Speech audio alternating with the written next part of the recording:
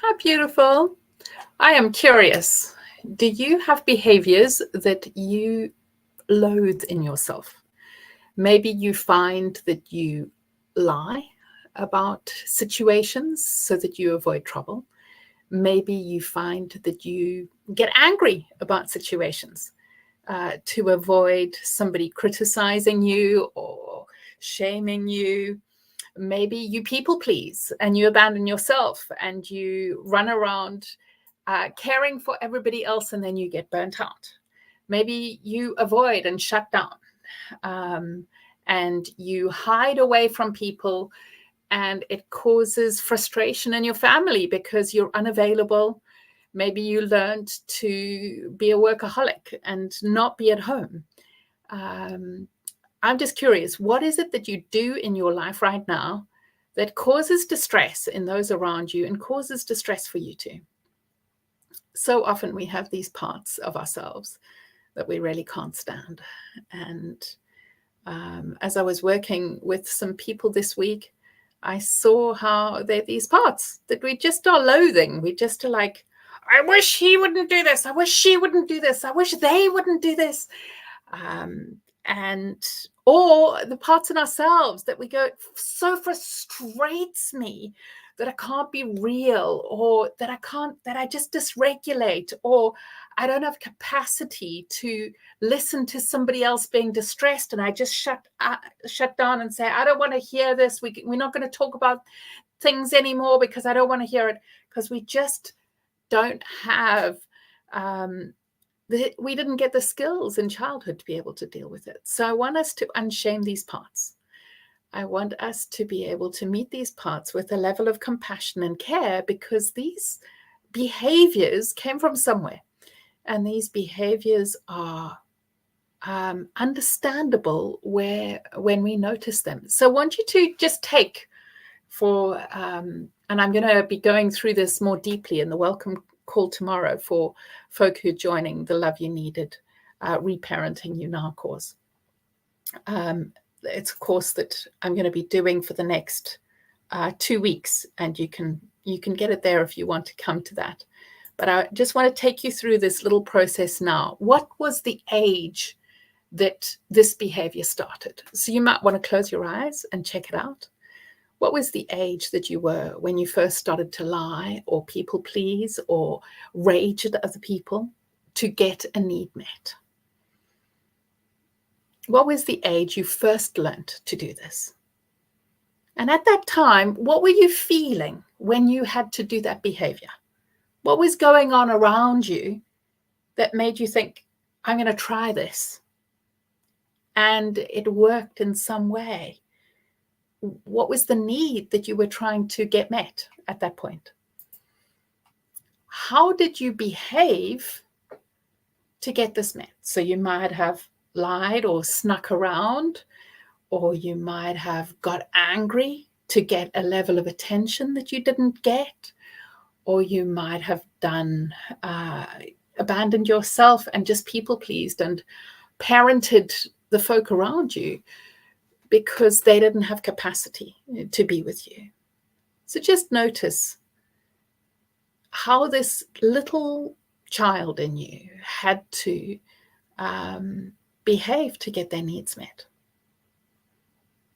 And now I just want you to grow some empathy and compassion and validation and pride for this little being. You knew that you were worthy in some shape or form, and that you wanted to protect yourself or to get your needs met. Just check, what need were you trying to get? And then validate this part and say, I'm proud of you for finding a way to get yourself met. You didn't have the skills or the tools to get them met in a healthy way. So the only way to protect yourself from somebody's abuse was to lie about where you were, or the only way to get scraps of love was to people please. And now as an adult, that's a struggle, because you don't know how to be healthy in relationships to get your needs met in a healthy way. But I want you to look at this little being and say, had you had a safe responsive, proactive caregiver around you who was actively noticing your needs and responding to you, then and being there for you, or when you share you needed something, that they responded and cared and validated your experience, then you wouldn't have had this maladaptive behavior that you've grown into. This was a survival mechanism to get your needs met. Let this little part know that you're proud of them for finding a way to get this need met.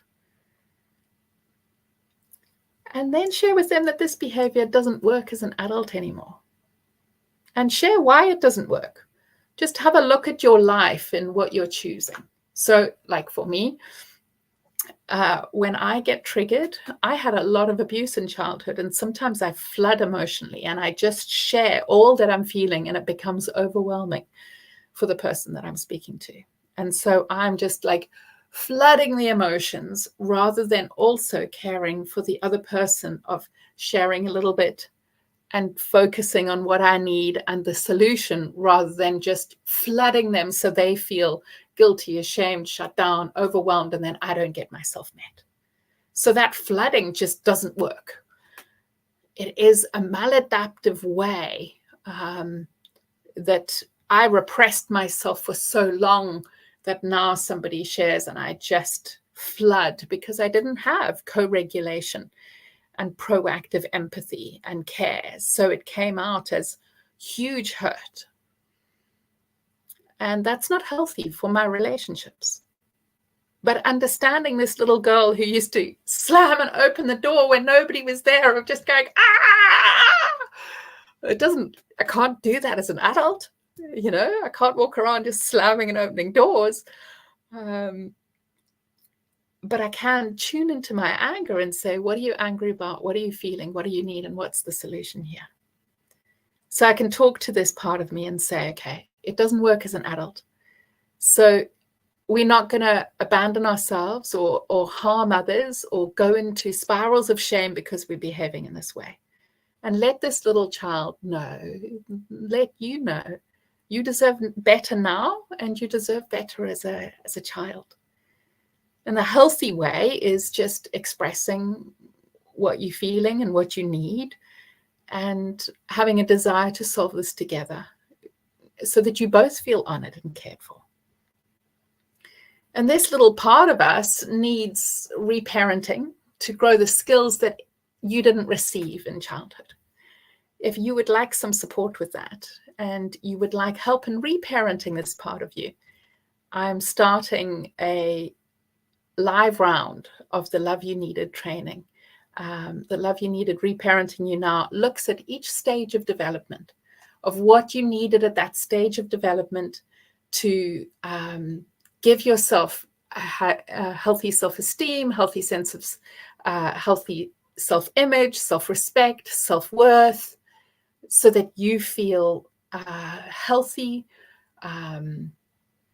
supportive, loving, and caring towards yourself.